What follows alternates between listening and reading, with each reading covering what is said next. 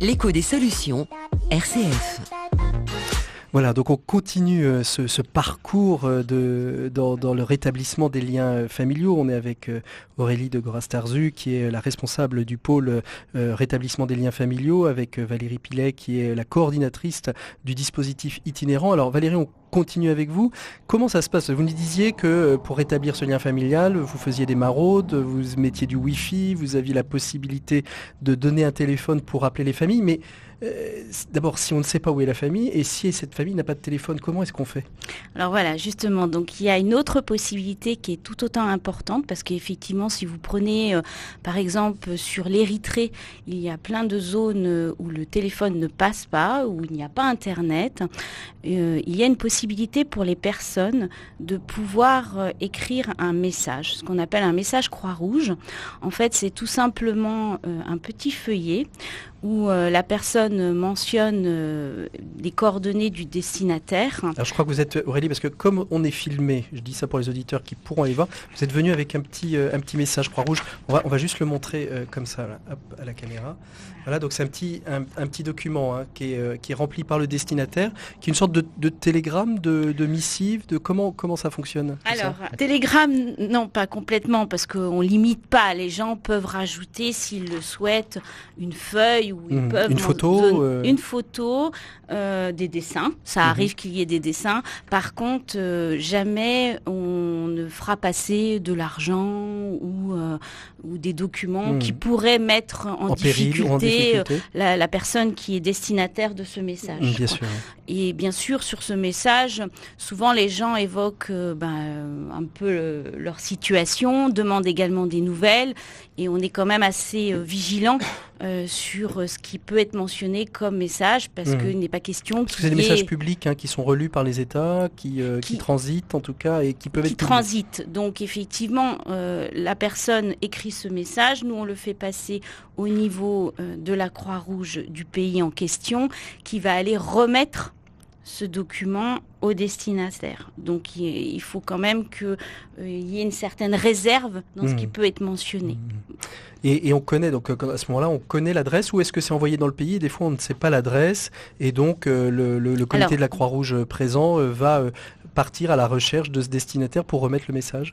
Alors, effectivement, quand nous, on reçoit la personne et qu'on lui explique l'intérêt peut-être de faire ce message Croix-Rouge, on essaye d'avoir un maximum d'informations. Il est évident que dans plein de villes, il n'y a pas comme ici le nom des rues avec un numéro. Donc, on va essayer d'avoir des repères. Ça va être l'école du village. Ça veut dire qu'à ce moment-là, quoi, vous déployez la carte de la ville Ça nous arrive, puisqu'effectivement, comme on a une connexion Internet, on a nos tablettes, et nos tablettes nous permettent de regarder sur les cartes où se trouve le village, etc. Et donc de pouvoir donner des précisions, voir s'il le faut, peut-être de faire un petit plan. Voilà, donc, ou donner le nom d'une voisine qu'on connaissait bien avant de partir, qui peut être encore par là et qui peut peut-être donner de l'information. Oui, ça peut, mais avec beaucoup de précautions aussi, puisque on est quand même avec des personnes qui sont dans des situations administratives, parfois de demandeurs d'asile, et il n'est pas question pour eux de se retrouver en danger ou de mettre en danger les voisins ou le voisinage. Donc, et puis on ne sait pas qui peuvent être les voisins. Donc le téléphone, le Wi-Fi, ces petits messages, il y a d'autres moyens, d'autres outils que vous mettez en place pour rétablir justement ce lien familial en dispositif d'itinérance ? Oui, alors il y a effectivement, grâce à la nouvelle technologie, des outils informatiques. Donc notamment un site qui s'appelle Trace the Face. Trace the Face, tracer les faces, tracer les visages. Donc qui est en fait un site où les gens peuvent aller eux-mêmes, sans passer forcément par la Croix-Rouge. Et en fait, la personne qui accepte dès le départ de pouvoir mettre une photo et dire qui elle recherche. Donc les gens peuvent consulter ce mur, outil. En fait, cet outil qui est une sorte de grand mur où toutes les photos sont affichées. Oui. Et il y a un petit panneau, un papier qui dit je recherche ma mère, mon frère. Exactement. Ce sont des visages avec je recherche ma mère, je recherche mon frère. Et ensuite, nous-mêmes, on édite des petits livrets par nationalité pour justement, par exemple sur Grande-Sainte, on va se promener avec nos petits livrets sur les communautés afghanes et kurdes, puisqu'il y a essentiellement ces communautés sur ce campement, quoi. Et ça nous permet...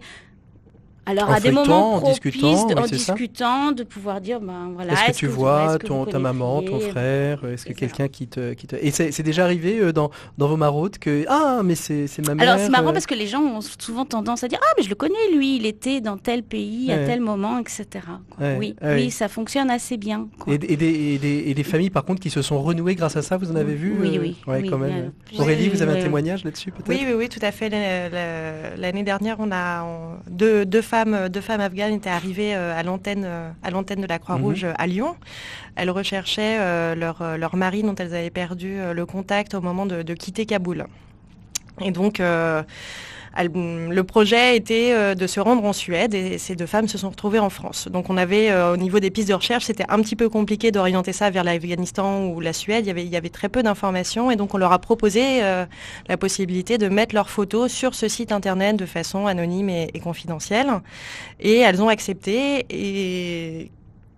Quelques jours plus tard, on a reçu un appel de nos collègues de la Croix-Rouge indienne à Delhi qui avaient dans leurs locaux un des maris qui avait reconnu sa femme sur le site internet. Et il était censé se trouver en Afghanistan ou en Suède. Donc, pas du tout à l'endroit où on pensait qu'il était. Et il était en Inde. Donc voilà, l'incertitude aussi des parcours d'exil et de migration fait qu'il est extrêmement aujourd'hui d'utiliser les moyens classiques en fait de recherche qu'on a pu utiliser dans le cadre de conflits plus anciens. Et donc Trace the Face, c'est vraiment permettre aux personnes d'avoir accès à un outil de recherche supplémentaire et c'est excessivement important dans le cadre de Cyclaration. Et surtout aussi de rester acteurs eux-mêmes de la recherche parce que effectivement nous on va donner des pistes, on va exploiter ces pistes, mais je trouve qu'il est extrêmement important que la personne reste elle-même actrice aussi de sa recherche. Oui, qu'elle ne soit pas simplement une bénéficiaire, mais elle est co-acteur de la recherche. Comment ça se passe sur des dossiers plus lointains, des recherches d'identité, des recherches de paternité, j'ai regardé un petit peu sur les différents reportages que vous avez eus, il y a de très très belles histoires aussi. Comment on fait? Il y a aussi un tout travail un peu comme dans NCIS, on va faire un peu de recherche ADN, de machin, etc. avec des labos de recherche. C'est un peu ça aussi votre travail. Alors, on n'est pas médecin légiste, on n'a pas de laboratoire de médecine légale à la Croix-Rouge française, je vois. Pas encore, mais ça viendra. Non. Peut-être. Mais c'est vrai que dans le cadre de conflits plus anciens, notamment dans la guerre des Balkans, ou ce qui peut se faire aussi en Géorgie, en Arménie, en Azerbaïdjan, quand des personnes ont disparu et qu'on n'arrive pas à retrouver leurs traces au bout de plusieurs années, le Comité international de la Croix-Rouge travaille avec les Croix-Rouges de façon à ce que les États exhument les dépouilles, les corps, les charniers et participent et organisent l'identification de ces dépouilles. Et nous, notre rôle est de faire le lien avec les familles à ce moment-là. C'est de collecter ce qu'on appelle les données anté-mortem auprès des familles, de façon à ce qu'elles puissent être comparées aux données post-mortem qui sont relevées et prélevées sur les corps. Et il y a des familles qui se trouvent en France. Et là, notre rôle, c'est de pouvoir les rencontrer, de collecter ces informations, de les transmettre après aux Croix-Rouges et aux États qui sont en charge de ces identifications. Et ce sont des choses qui sont inscrites dans le droit international humanitaire, dans les conventions de Genève de 1949, de pouvoir clarifier le sort des personnes portées disparues dans le cadre de conflits armés. Ça veut dire quoi? Ça veut dire que la Croix-Rouge dans les Balkans a une antenne spécifique qui va justement exhumer ces corps, travailler avec les États pour que ce soit fait, faire un travail aussi d'influence pour pouvoir collecter le plus d'informations possible pour un fichier, je vais dire, central des données post-mortem pour que vous puissiez en bénéficier? Oui, tout à fait. Ça a été notamment à l'initiative du Comité international de la Croix-Rouge, mais c'est vraiment une responsabilité des États. Donc aujourd'hui, après plus de 20 ans de travail, les États ont repris la main sur ces identifications. Et bien sûr, on reste en conseil, on reste en soutien et on reste présent pour les familles qui ont aussi des besoins en termes de soutien psychologique, de soutien administratif, de soutien juridique, parce que ce sont souvent les jeunes hommes, les personnes qui ramenaient aussi le pain à la maison, qui sont portés disparus. Donc il y a aussi des besoins d'accompagnement global de ces familles. Il y a des histoires, parce que finalement on a le sentiment que c'est vraiment le lieu des belles histoires, finalement. On retrouve un lien, on recrée un lien, on a une histoire qui était interrompue, qui retrouve son fil, même si la personne est disparue. C'est quoi la plus belle histoire que vous ayez vécue, Aurélie, de retrouvailles, de liens familiaux rétablis? Celle qui vous marque le plus il y en a tellement. Il y en a beaucoup. Je dirais que c'est celle d'un petit garçon congolais, Ridji, qui a été séparé de sa maman au moment où ils embarquaient sur les rives sud de la Méditerranée. Et cette femme s'est retrouvée séparée de son fils de 5 ans. Ils n'ont pas embarqué sur le même bateau. Ils devaient se retrouver en France et elle n'a jamais pu faire marche arrière et le retrouver. Il s'avère que on a envoyé la demande de recherche à la Croix-Rouge espagnole et il a été localisé dans l'enclave de Ceuta. Ceuta, qui se trouve au nord du Maroc, qui est une enclave espagnole. Et donc on a pu retrouver trace de ce petit garçon de 5 ans.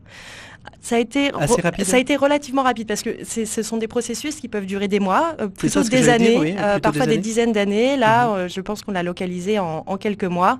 Par contre, il est resté plus de 2 ans dans l'enclave de Ceuta parce que toutes les démarches administratives... entre le moment où on le retrouve et le moment où il peut rejoindre sa maman, ça a pris plus de 2 ans. 2 ans